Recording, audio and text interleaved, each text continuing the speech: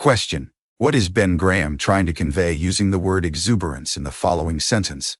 Quote, if no price seemed too high for stocks in the 1990s, in 2003, we have reached the point at which no price appears to be low enough. The pendulum has swung, as Graham knew it always does, from irrational exuberance to unjustifiable pessimism. Explanation: in general, exuberance refers to a state of enthusiasm, excitement, and energy. It's a feeling of being on top of the world, where one feels invincible, optimistic, and carefree. Exuberance can manifest in various aspects of life, such as sports, music, art, or, in our case, finance. Graham, a renowned investor and philosopher, used this term to describe excessive optimism in financial markets. In the 1990s, the stock market was experiencing a surge, with prices reaching new highs.